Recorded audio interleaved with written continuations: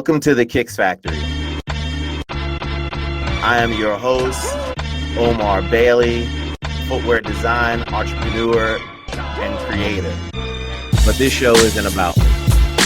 This show was created to tell you stories of those who are doing extraordinary things in the sneaker game. We're also here to celebrate and discuss footwear design and creation with the creators themselves. Welcome, Daniel Bailey, my brother from another mother. Now, why do people say that all the time? You know how many times I've been asked if we are really brothers in real life? And I think the same thing has happened to you as well. But, you know, we could talk about that a little later. But anyway, man, it's so good to see you. I'm really happy to have you on here. You're in London. I'm in Wyoming. How's everything going over there for you? Everything's good, man. I mean, first and foremost, appreciate you having me on. Yeah, man. Everything's good. You know, typical London weather out here. But what's the weather like out there right now? It's definitely not as nice as it is in Cody, Wyoming, I'm sure. Well, I am in Cody right now, so the weather ain't a little nicer. Yeah. But now here it's cloudy, but it's all right. We've actually had a good summer, so it's all right. But as you know, interesting times for everybody right now. So it's been interesting over here. I know that you're based in LA for the most part, and I know it's been hit pretty hard over there. So yeah, in London we're just kind of dealing with it all at the minute, but everything's good. Yeah, no, absolutely. Tough times everywhere, man. All over the world. I'm sure, you're in the same boat with the rest of us in terms of everyone just wishing that this 2020 is over and let's move on to the next year. So, but appreciate you sharing that with us. So I want to maybe just tap into a little bit when we first met. I think that was, this is a story I always like to tell all the time when we met at that IDSA conference back in, gosh, what year was that? 2007, 2008 or something like that. And you had I think those bright yellow, like Air Force One or Jordan ones or something like that. The Jordan ones that stood out. That was the first time that we met. But yeah, and then since then, I mean, I feel like we've kind of been on this path of just this creative journey in the footwear world, trying to figure it out, and almost 15 years later or so, still trying to figure it out. Yeah, man, still trying to figure out, still learning every day. Anyway, so I want to jump right into it and talk a little bit about where you're from. Tell me where you're from, a little bit about you. What was it like growing up for you? I know you were in a military family. You bounced around a little bit all over the place. Tell me a little bit about that. Yeah, so like I said, my father was in the British military. My mum's German, and I was actually born on a British Army base in Greece, in Cyprus, Greece. And if anybody knows what military life is like, you're constantly moving. So from country to country, even within the country. So it was kind of standard that you'd be in one place for a maximum 2 years, and then you bounce somewhere else. But what was actually really cool was in a lot of ways it's very similar to the kind of the life that I and you live right now, where in these schools, these military schools, but my school, my best friends were growing up. First person was a French guy. Next one was a guy from Korea. Literally, in school, we just had it was just the world, all the different armies. They would come and they'd be in these bases and send their children to the same school. So even though you're in Germany, your best friends are everyone from all over the world. So it was a really unique place to kind of grow up and kind of showcase all these different cultures. from an early age. So Right. that was a super interesting way to grow up, to be honest. I wouldn't That's change it cool. for I the mean, world. it's like it's when you were when you were a kid, you got that cultural experience so young. That's, to me, that's invaluable, and just such a good I think thing for a young mind to be exposed to so many different kinds of people. And then, I can't help but to mention it. You definitely look the part right now in terms of a military a military kid at the moment. So, right on cue. Yeah. Only here at the Kicks Factory for sure. Yeah, you So, can't see as I got my fatigues on the bottom. No, I'm oh kidding. man, well, yeah, well. I'm joking. I'm joking. All right, well, I won't touch that, and I won't touch that any further. So anyway, so I know you played basketball. I think you were pretty like decent basketball player, and I know that was one of the things that brought you, or maybe the main thing that ended up bringing you to the United States. Could you tell us a little bit about that story as well, and in that transformation, that transition from Europe to the U.S.? Yeah, I was a big basketball freak. Like, I wanted to be, the next NBA superstar. You know what I mean? And I ended up getting I ended up getting offered a scholarship to a university in America. It didn't end up quite working out, but either way, I kind of came over anyway. Um, and just like with any basketball player, like I think every basketball player loves shoes. You know what I Yeah. mean? So this kind of became as I was playing basketball, and as I kind of like got injured and realized that my NBA dreams weren't going to happen, I started to fall back more onto. I was always sketching shoes and stuff anyway, so this kind of lended itself well to going in that direction. How was that, doing that while you were so you were playing basketball, so you were obviously practicing quite a bit. Like, were you where did you find time to sketch and be creative? I mean, basically at any like waking moment, like it was,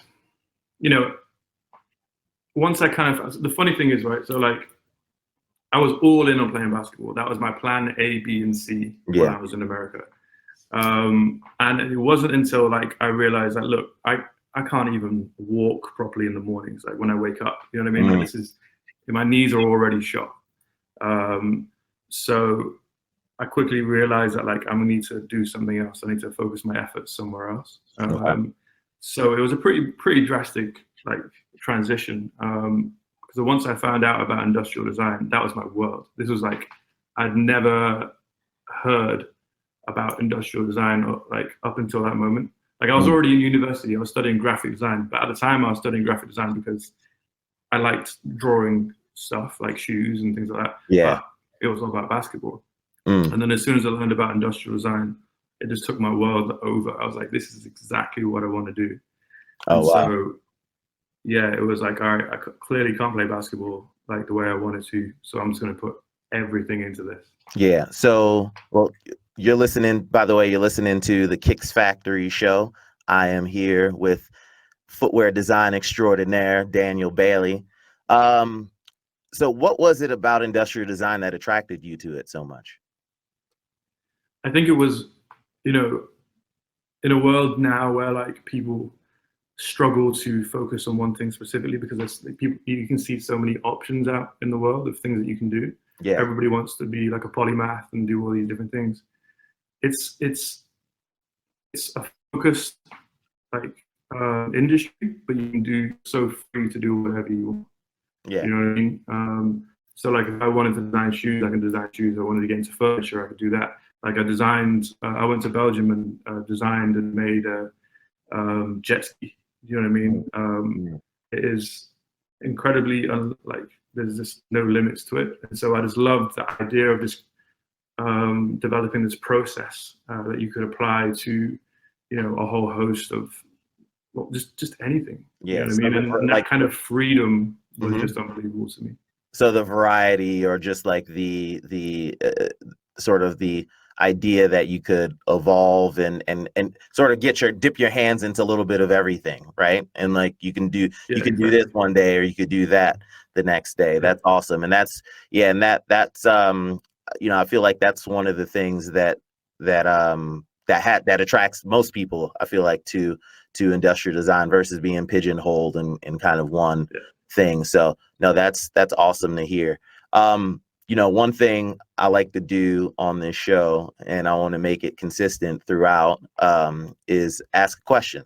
And that question is, did you find footwear design, or do you think footwear design found you? I would say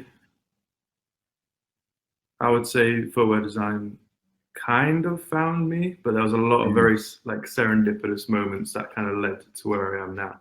Okay. So like I was always drawing stuff anyway. Like from as young as I can remember, my auntie was an architect, and she would give me these like design challenges, or sketching challenges, like 2-point perspective, 3-point perspective, and this is when I was like 6 or 7. Oh damn, I didn't know that. That's cool. Okay.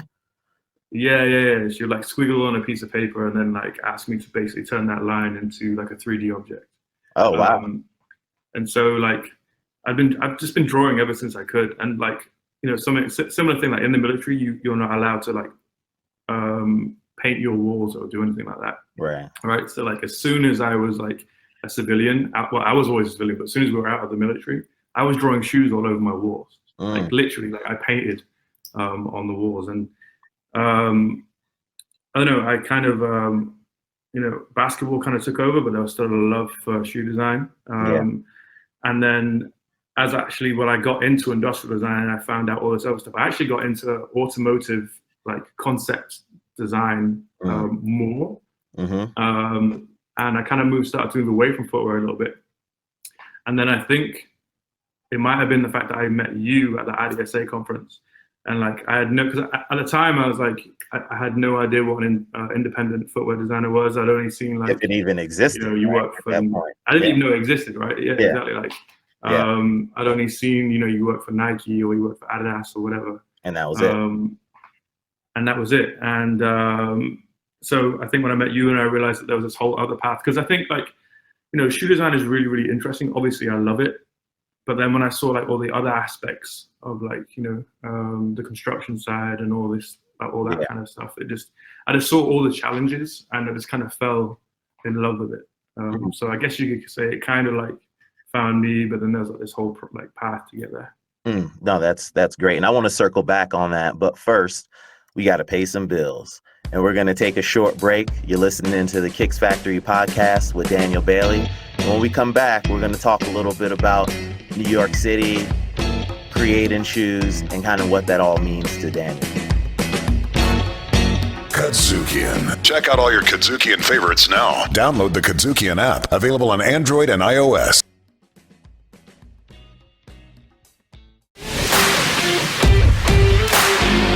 Welcome back to another episode of Sell or Fail. Your money has to work for you. We want to talk about from the nitty to the gritty. Where if you ain't selling, you failing.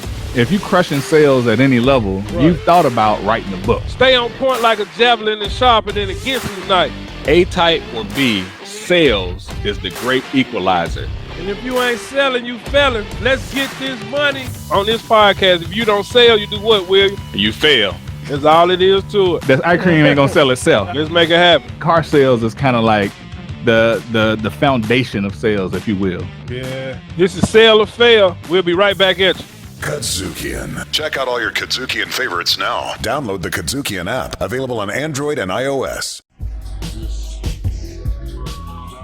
Welcome back to the Kicks Factory with our guest, Daniel Bailey, live from London.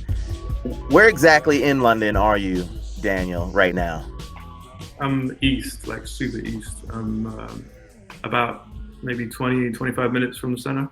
Okay, and London's like, I mean, it's a big place, right? Like what, and in comparison to New York, like similar. I would say it's definitely more spread out than New York. Okay. I mean, I'd say yes. I'd say it's maybe a little bit bigger than New York. Okay. All right. And so I guess just to continue the conversation that we were having prior. So I know when we met, you were living you were going to school in New Jersey, but in New York, or back and forth between the between the two. You know, there's always a thing where New Yorkers don't really like to talk about New Jersey, but you know, you were cool. So like I dealt with you since you was from Jersey. I think I even went over there a few times to visit. Yeah, you came to my university as well. Yeah. I went over there. So you know, I can't believe I'm even like admitting that right now, but you know, I did. It wasn't so bad. Not quite New York City or Manhattan, but anyway. So tell me a little bit about like what New York was for you. I know that was a real pivotal time in your career where you were networking and just the hustle and grind of being in the city, and just, you know, there's just so much action and inspiration around you. Like what did being in the city for that time do for you? It was everything, man. I mean, it made the inflated tuition cost like worth it. You know what I mean? Like, Yeah, you know, you could argue like, you know, my university was decent, but I think like the real value came from being so close to Manhattan. You know, like getting to hang out with you, getting to just meet people in the city. Like I've always been, you know, someone that just kind of tries to take advantage of like the situations in front of me. And you know, I think with New York, it's the networking capital of the world, you know, especially at the time that we were there. Yeah. I'll say most of the people I know now have moved out to LA, but at the time, like New York was, and it still is, you know what I mean? It still is like the place, but I think particularly at the time that like we were over there, there was so much going on. Yeah. And so just meeting really interesting people, you know, just trying to just learn and, you know, just get in where I fit in and all that stuff. I think like what was a lot of fun was just kind of just walking around New York City. There's just so much inspiration, just literally just walking around. Yeah. That's one thing that like is a really big difference between New York and London is, you know, in London you can kind of walk around, but not like you can in New York. You know what I mean? Like you could just wander. Yeah.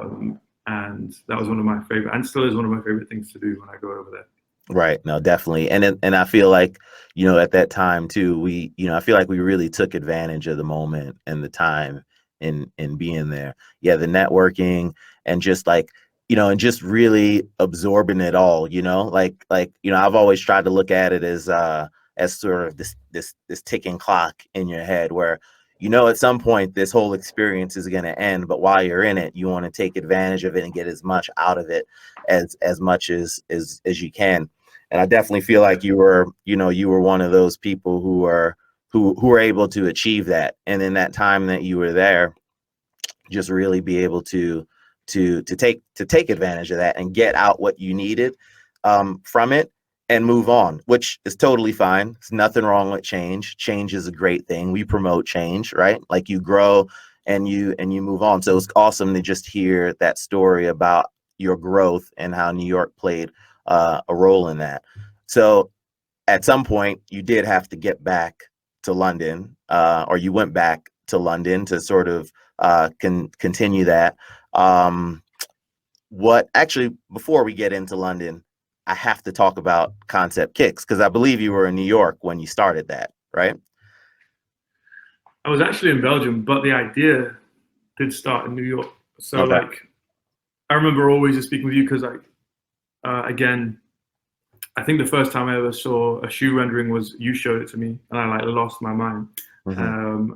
Like because a shoe rendering is it's a different skill set than what you're traditionally taught in like a, you know, I think like for you, because you were in a more footwear focused program, like for me, it was more like just overriding, you know, product design stuff. So I never really got taught shoe rendering skills. And I think just like, gosh, I completely lost my thread. What was the question? There we go. There you go. And so that's why I was talking about the rendering. My gosh, my memory I'm so scatterbrained. It's all good, man. We're all old. It's all good. That's it. And so like, I just found like the whole process so interesting, and so like the more like I kind of tugged on that thread of like, you know, just finding out footwear stuff from you, and then just seeing the industry, you know, finding out the people behind some of my favorite like shoe designs and all that stuff. And I was like, man, you know, I know if I'm like hungry to find out this information, I know there must be a ton of other people that also want to find out this information. right. And so I remember just, talking to you about it, and we were just saying, it would be amazing if there was a platform where, like, because originally the platform, the idea was to have the designers themselves post their stuff, right? So it would be like a website or whatever, and each designer would have their own profile, and they would just post like sketches, renderings, whatever. Obviously, as we kind of like, as I kind of went through the whole thing, I was just realized that a lot of designers, particularly when it was like at the beginning, designers that work for brands, they're kind of held to a lot of stuff, but like, they can't share everything, and they have to be very careful what they put out. Right. So that model didn't necessarily work. But I don't know. I remember we spoke about that for quite a while, and then when I was in Belgium actually one day, and I literally woke up, and like the name Concept Kicks just like came into my head, and went onto the internet, found out that it wasn't taken, nice, and literally just started it in like that day. And the rest is history from there. You are listening to the Kicks Factory with Daniel Bailey live from London. So another question I got for you as well. Being in the footwear business, China has always played a massive role in that, from the creation and manufacturing process. And if you ask me, it's always going to continue to play a role, no matter how much people want to pull shoes out of there or try and shut it down. China is always just going to play a role in my mind in the shoe business. They're just too experienced, and it's going to take a lot of time for someone else to do exactly what they do. Do you remember your first trip to China? And if so, what was that like? Yeah, I do. I think the first trip was with you, right? And I don't think I necessarily went for any particular reason. I just wanted to just see it. Yeah. Yeah, very interesting place. Yeah. Well, what'd you think, like, when you first stepped foot into a factory and just kind of saw like literally this like machine of like people and equipment and kind of all these things happening to make footwear? I mean, it was super interesting, man. I mean, I think, what people have to also understand is, like, when you're traveling to China for shoe production, you're not going to like some major hub. You know what I mean? You're like flying, you land in maybe Hong Kong, but then you fly another, like, you're on another flight, and you take a taxi cab for like 6 hours. You know what I mean? Like, you're in like the middle of nowhere for the most part. Yeah. But so somewhere where like seeing like a 6'2" white guy and a big black guy is not a common thing. We are definitely standing out for sure out there. And aside from, like, I do remember the breakfasts being really good, all you can eat breakfast. Oh man! Oh, don't get me started on that. Oh my God, the Hong Kong W. Oh Lord, and then good. Oh, good times. I can't wait to be able to do that again. But to add to that, the thing with a lot of these factories is, and I think you realize that, recognize that then, and obviously know this now, is that there are factories for different things, right? Like, there's factories that specialize in vulcanized shoes, or specialize in cup sole shoes, or specialize in, or just a factory that only does knit uppers, and then it has to be transported to another facility in order to be assembled and put together. And I think that's something that a lot of people don't recognize, and to their credit, they haven't had they may not have had a chance to travel to a place and kind of see the supply chain and in action, and how it works. How has that been for you, just kind of navigating through that and connecting those dots with just in footwear in general, just understanding all those different pieces that play a role in this? Yeah, I mean, I think that's, like you said, I think a lot of people don't realize that a shoe factory, for the most part, is just a place where they're stitching stuff together. But like all the other components, they're coming from a million other factories. And that's one thing why, there's a lot of, it's really hard to make sustainable products, and just have, like a certain standard of production, because there's so many people involved in the process that it doesn't just matter if that one factory is at a certain standard. You have to go and you see all these peripheral factories to make sure they're also up to standard as well. Right.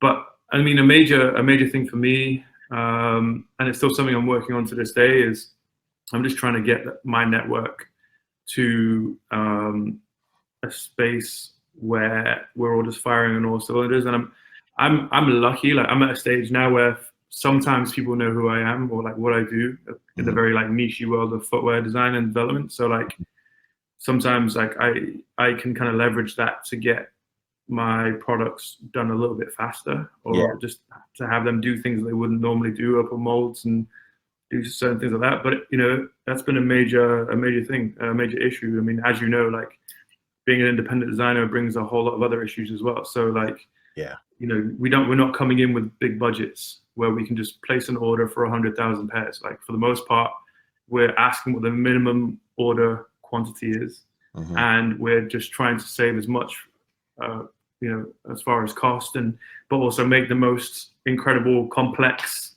shoe. So like, for a factory, they're not making that much money on it because they're only making minimum order. It's really complicated to make, and they've got like an order from someone else that is like, 500,000 pairs that is super easy to make. Yeah. You can figure out which project they're gonna want to do more. So that's been an interesting journey, and for the most part now, I have to say, like, there are some things that I do in Asia, but for the most part, I'm doing a lot of stuff in Europe now, particularly Italy. And not just because it's got like the name associated with it or anything like that, but just because like that is where my network has gotten a lot stronger over the years. And, that mixed with having really good like connections to like small manufacturers and that are all European based. No, that's awesome. I'm not limited by like, what usually people consider to be like, usually you can do like the more complex stuff in Asia, and then you do the more like traditional stuff in Europe. But now it's starting to move forward. Cool. And I want to circle back on that, but first we're going to take a little bit of a break and pay some bills. You are listening to the Kicks Factory show, and I'm live here with Daniel Bailey. When we come back, we're going to jump into and talk a little bit about the Simple Thing shoe and exactly what it took to make that thing come to life.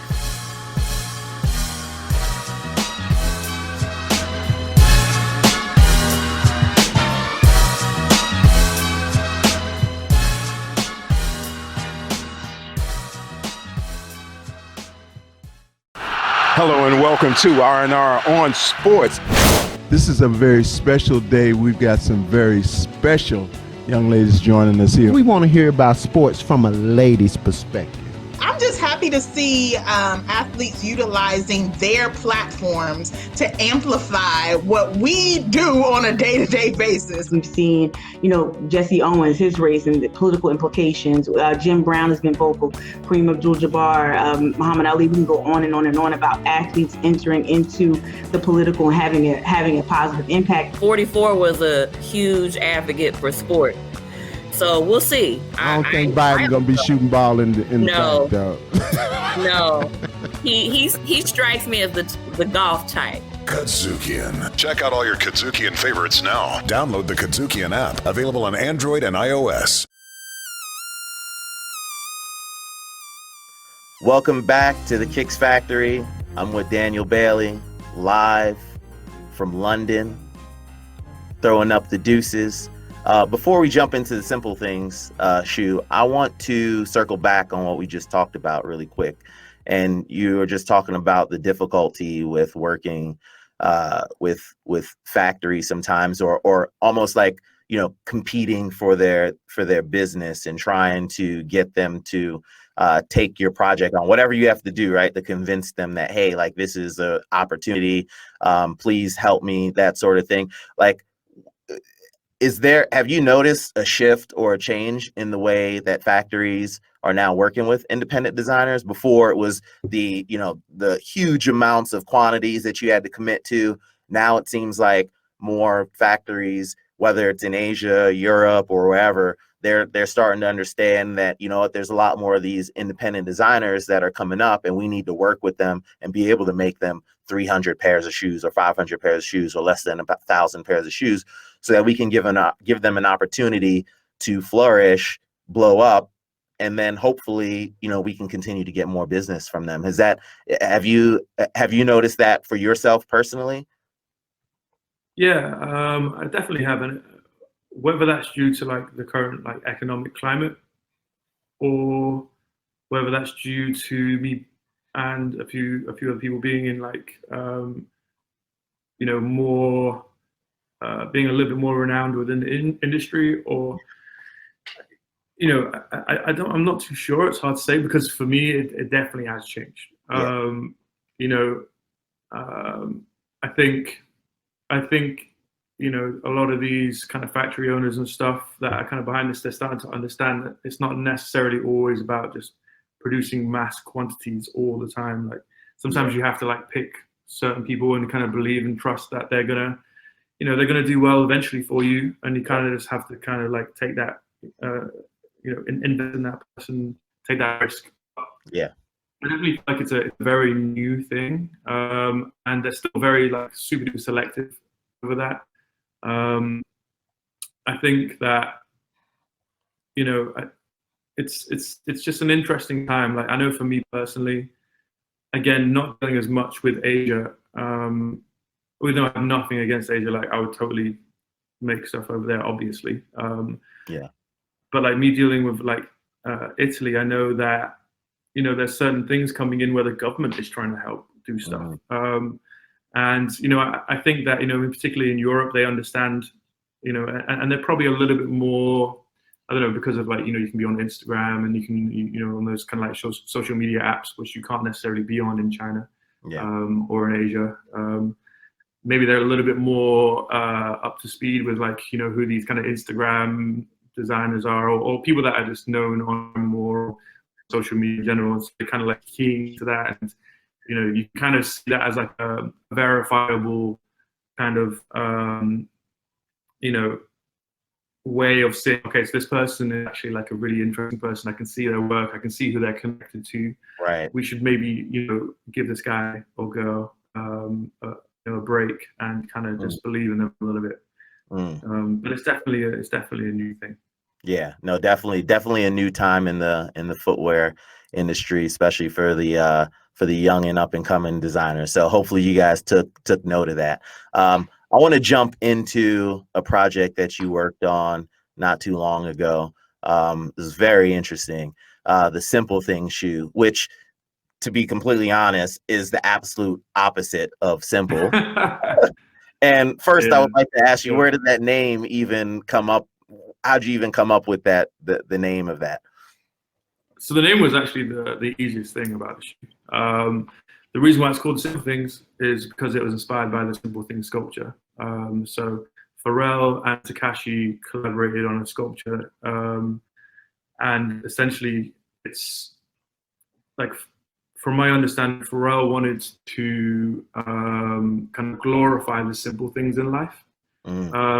So like he put 7 of his like personal favorite items onto this sculpture. So like it was like a can of Pepsi. It was a condom. Of course, it was a Magnum, obviously. It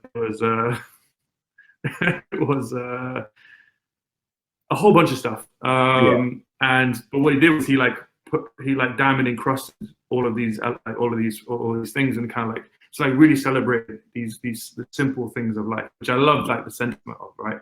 Yeah. And then he reached out to Tekashi to like build this really like ornate like sculptural piece for them to kind of sit on. So he created this like, you know, one of his like kind of key characters with like that had this like really big open mouth.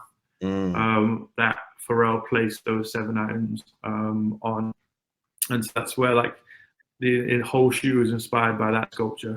So they're a Simple Thing sneaker just because the sculpture is called the Simple Thing, but for sure the shoe is definitely not simple. That's awesome, and I love how that sounds. Pharrell's favorite things, has a nice ring to it. Sounds a little bit better than Oprah's favorite things. Maybe we can turn that into a thing one day. We'll see.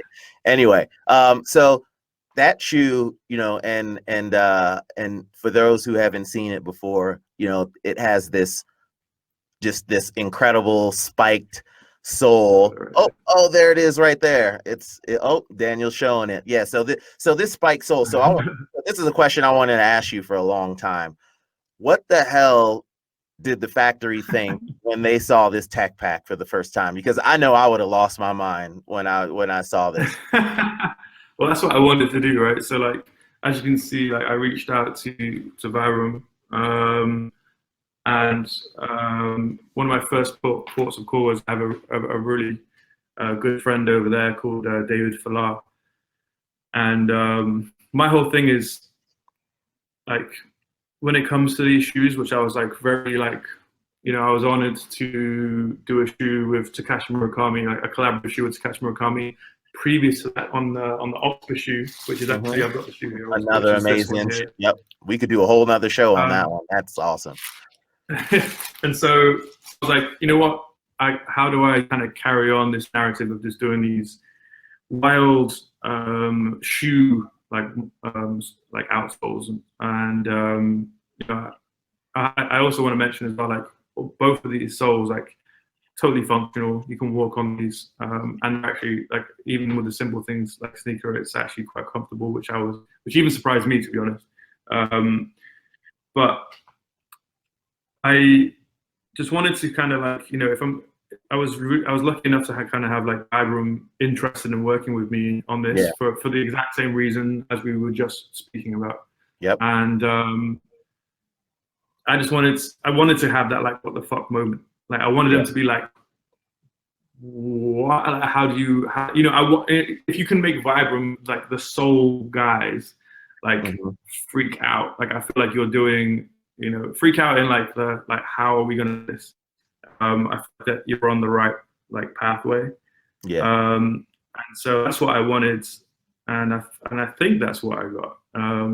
But at the same time, it was a very quick turnaround to, like, oh shit, like, let's make this happen. Yeah. And it was super interesting. Like, I have to, like, kind of give credit to the Vibram, like, team, like, for figuring out exactly how to make this possible. And I definitely gave my input, but at the same time, I was like, you guys are the experts. How can we make this so it's, functionally as sound as we can make it, but also as cost effective as we can make it. I mean, cost effectiveness on this really wasn't, it could never really be that cost effective, but yeah, right, it was. It ended up being really interesting how it all actually kind of came together. No, that's awesome, and I want to hear a little bit more about that. But first, just want to let you know you're listening to the Kicks Factory show, and I'm here with Daniel Bailey, live from London. So, this is, I know you and I have had many conversations about these topics off the mic, and this is, I feel like the creation process, like the actual design process from start to finish, is something that you rarely hear about in sneaker culture, and doesn't really get talked about at all. And this show was really meant to talk to those and hear the voices of people who are making and creating these types of products and shoes. I know that they're your sneaker customizers and those guys out there, which are great, and I know we know a lot of those guys as well. But there's no customizers without people like us. We are the first line in creation. It starts there, right? We create the canvas that these concepts come from, and then some of these people who sort of take them and develop them, which is beautiful, and I'm glad that they're able to do it. But just want to put a voice to this initial development process and really talk about the heavy lifting that's involved in making something like the simple shoe come to life. Do you have any stories or can think of a moment while that shoe was in development that maybe left Vibram kind of scratching their heads a little bit, or you sort of being like, maybe this isn't gonna happen? Was there a moment like that at all, or just a difficult time through the development process with this shoe? For sure. I mean, the timeline was pretty short. But I would say maybe it was more just, I think, just figuring out how exactly we were going to do it. So what this actually, the sole is, and maybe it's best if I actually, it's got like a removable upper, so I can just show you the sole and how it's kind of put together. But basically what this is it's a rubber shell with an EVA drop-in. So you can kind of see here. So basically, like this wraps, this all like wraps around, right? Like, and these are actually all separate pieces. So they made these separately, and kind of like tack those on, glue those on after. So they're very sturdy; they're not coming off. But then what you'll have inside here with this basically just like, you know, just a shell. They'll put the EVA drop in. It's just a wedge of EVA just to give it some structure. So it's actually quite light. But yeah, I think honestly, once we kind of figured out how we were going to execute it, they absolutely bodied it. You know, it was more of a case of just like making sure the upper and how we wanted the construction. Because basically, you can see that the way the upper and the sole is stitched is actually over. Yeah, an overlay. Yep, that looks great. Yeah. So it actually goes over. I just really love that construction. You rarely see that. But you don't see that. You don't see that at all. I feel like in footwear, really. You know, that type of construction. Yeah, very cool. And I feel like it just gave the shoe like just a very sleek, you know, transition from sole to upper. Yeah. So those like little details, really interesting. Other little things. Actually, I would say there was after that, like next, like kind of pain was actually like 3D printed the 7 items. That's actually the condom. That's awesome. This is a Johnson's & Johnson's bottle. And they're all in there. Oh, another one is a cupcake. You can see it here. Oh my gosh. That's awesome. Oh, nope. Somewhere on the floor now. We'll get that back. So they were on this because they were like, I just thought it was kind of like interesting, like to have a play on that, right? Like, because the 7 items were on the tongue of the sculpture. So to have them in the tongue of the shoe, and this actually represents the inside of the tongue, of the inside of the mouth. Sorry. So like because it's got this outer piece. This is if you look at the sculpture, the outer section is this like black skin. And you can see the teeth with this kind of like purple gum and teeth. And then when you look inside the mouth, it's got this layered like color structure. And so this is meant to be like you're going into the mouth of the piece, and then in the tongue are the seven items, just like on the sculpture. So there's a lot of storytelling in the shoe. Yeah, no, definitely. And as we know, I mean, storytelling is everything with footwear. That's awesome. And thank you so much for sharing that with us and giving us some real insight on how that was created. We're going to take a little bit of a break right now. You're listening to The Kicks Factory with Daniel Bailey. And when we come back, we're going to talk a little bit about some of the sticks he has in the fire right now, and whatever you can share with us, what he might be working on for the future.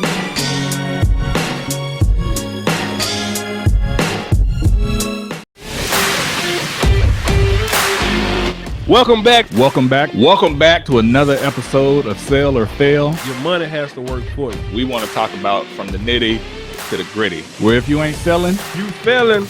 If you crushing sales at any level, you've thought about writing a book. Stay on point like a javelin and sharper than a Ginsu knife. A type or B, sales is the great equalizer. And if you ain't selling, you failing. Let's get this money. On this podcast, if you don't sell, you do what, William? You fail. That's all it is to it. That ice cream ain't gonna sell itself. Let's make it happen. Car sales is kind of like the foundation of sales, if you will. Yeah. This is Sell or Fail. We'll be right back at you. Kadzukian. Check out all your Kadzukian favorites now. Download the Kadzukian app, available on Android and iOS.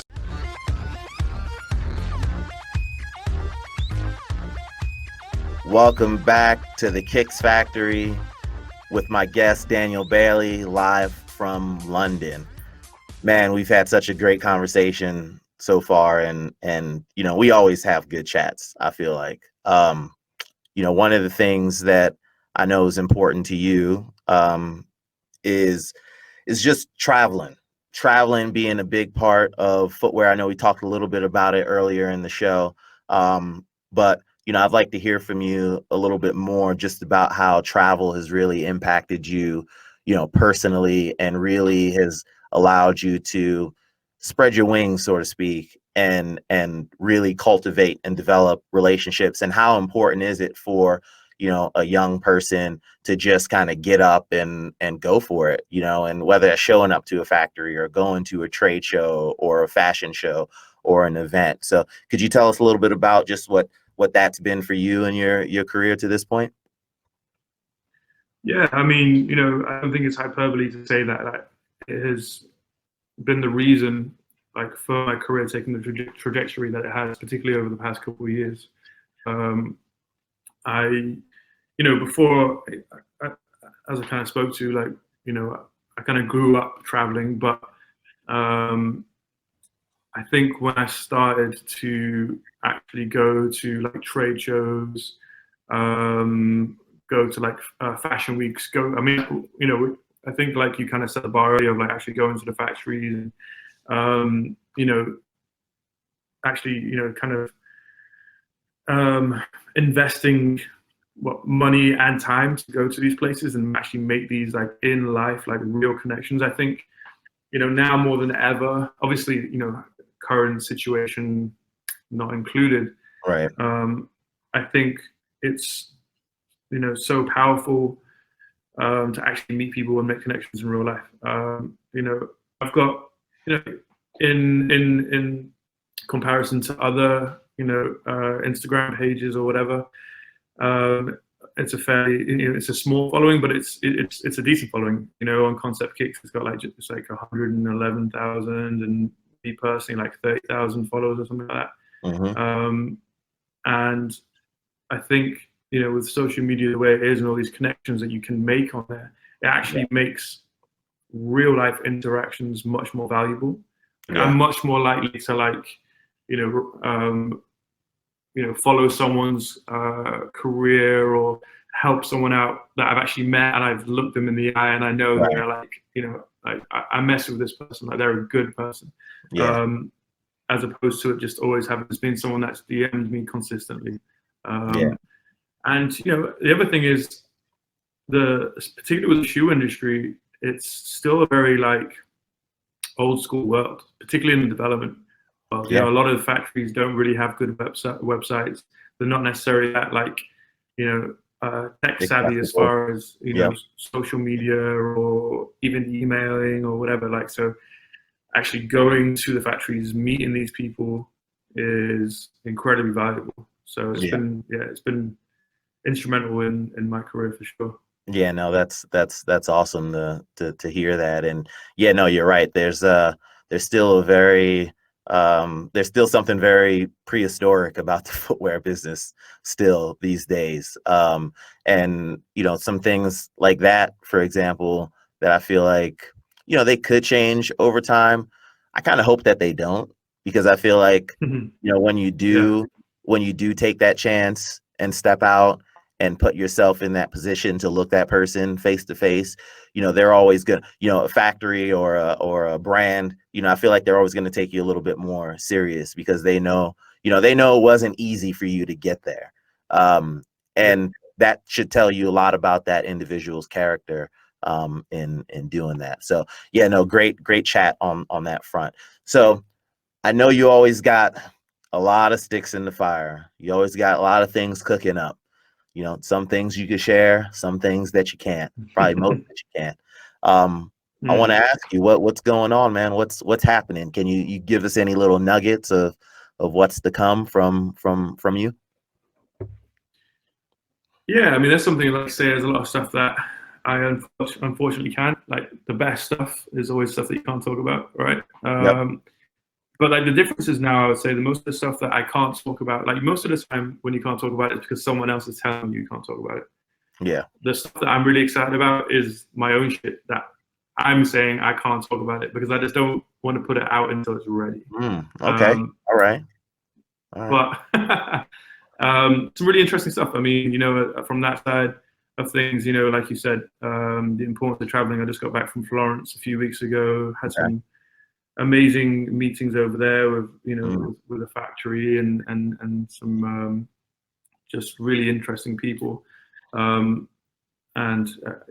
get more into that maybe on the next show. Okay. But, all right. I won't push too hard. We'll leave the we'll leave the mystery to reveal itself when that time comes, and we'll have you back and talk about that. So I'll leave that part alone for now, and want to have another question for you, actually. Something I like to also ask our guests on the show, and that is, if you could go back in time and give your younger self some advice for your career, or just knowing things that you know now that you may have not known back then, you know, what would a piece of advice be that you would give to yourself back then? A piece of advice that I would give myself, I think, is it's okay. Like, nobody knows what the fuck they're doing. Like, nobody. Yeah. Do you know what I'm saying? Like, everyone always thinks that everybody has the answer. Nobody knows shit. Like, everyone's just trying. You know what I mean? Like, you get people that are like really confident, but they don't actually know. Do you know what I'm saying? Yeah. Like, and so, like, I think when people have like an incredible amount of confidence, it seems like they know what they're saying, but they're just giving their best guess. And so the reason why I say that is because, you know, obviously there's a lot of people that are incredibly skilled and know what they're doing, and they probably are right in their respective areas and all that stuff, but nobody really knows what's going on necessarily. So what I mean by that is the more I meet people that are incredibly successful and amazing at what they do, the more you realize that, like, you don't know, like, they don't know what they're doing either necessarily. They're just trying their best. Yeah. That is doing that. And that's the only way you're learning every day. You're getting better every day. And you just have to, like, just try and just do it. Nobody knows. There's not a secret formula out there that, you know, you suddenly have to adhere to. That for the most part, there isn't like a gatekeeper. It's just, you know, you've got social media, you've got the tools that everyone else has. There's no use. Just go out and do it. People don't know something that you don't. You know, that's one thing when I kind of like was coming up. You know, you just think that, like, oh, these people, there's know exactly what they're doing, and you know, they know how to, like, I don't know, create magic. It's just hard work. It's just believing in yourself. It's just putting stuff out there and being confident in your abilities. And, you know, just, I think I kind of always kind of knew that anyway, but I think that's just, I would have doubled down on that and kind of told myself that maybe earlier also. No, that's that might awesome. also be terrible advice as well. I don't know. I'm not saying to, like, disrespect your elders or anything like that. Daniel said, I'm just saying that, people don't anybody. know yet. I'm talking specifically with footwear, though. Right? So I got you. No, I got you. I know exactly what you're saying. And just for a second, you are listening to the Kicks Factory show, and I'm here with Daniel Bailey, live from London. No, those are that. I think that was said very, very well, and you're right. And, you know, if you're always learning, how can you know everything, right? And it's and that's a really good point that you bring up, and I think a really good piece of advice, right, that you could give to yourself and for those obviously who are listening as well. And then, you know, another question for you, for those, you know, younger folks, and I know you get reached out to quite a lot by a lot of young aspiring, probably older too, aspiring designers, people that are just trying to break their way into footwear and just figure out, like, how to navigate, or not even navigate, how to even get into this space. A lot of people, you know, hit a wall. You know, they have an idea or a concept, but they don't know how to take that next step forward. What kind of advice do you have for those kinds of folks, or for, you know, that young kid who's trying to figure it out? I mean, I would probably just say like there's no like traditional timeline or route to get anywhere like in this industry, where everyone kind of has their own way of doing it, and you can't say one is necessarily better than another. But like, Yeah. If you want to go the traditional route, I would highly suggest, getting either an industrial design or product design, or getting involved in that, way of educating yourself, or go to like a pencil or something like that. Yeah. And then just try to just, get as many internships as you can. This industry is definitely about your skill set, but it's also about who you know. Yeah. And if you're not going the school route, you know what I mean? I mean, there's other ways of going about it too, just working on skills and, network. And by networking, I don't just mean like DMing everyone, because one of the best things that I think you can do is if you aren't educating yourself on, the ways of the industry and the way things work, what you can do is if you're DMing people or you're emailing people, you can come off sounding a little bit ignorant, and people will just shut you off straight away. So the best thing you can do is try to educate yourself, find out the inner workings, the way things go, and you can do that just by paying attention.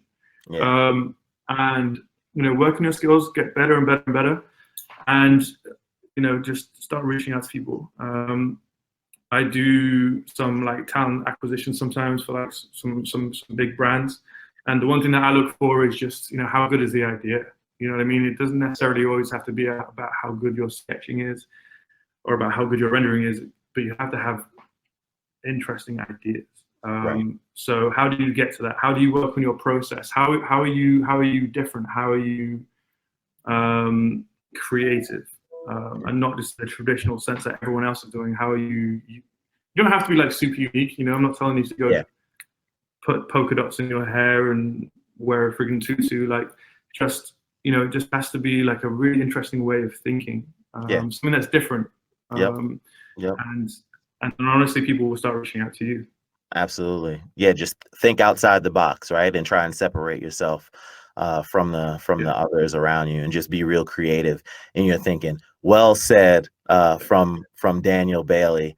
How can people reach you, man, on social media if they want to follow and see what you got going on? You can either go to me on my personal Instagram, which is just @MrBailey, or you can go to Concept Kicks, which is @ConceptKicks. That's awesome, man. Well, that wraps up our show.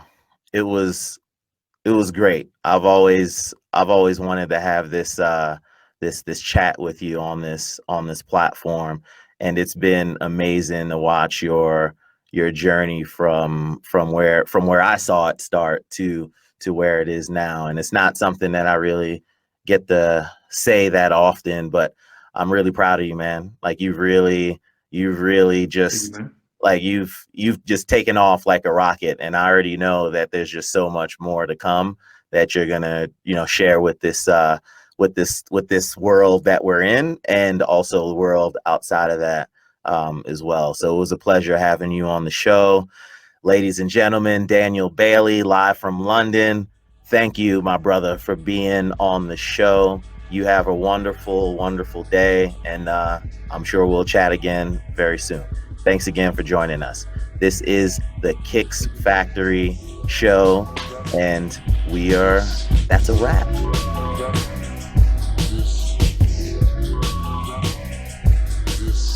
Kazukian. Check out all your Kazukian favorites now. Download the Kazukian app, available on Android and iOS.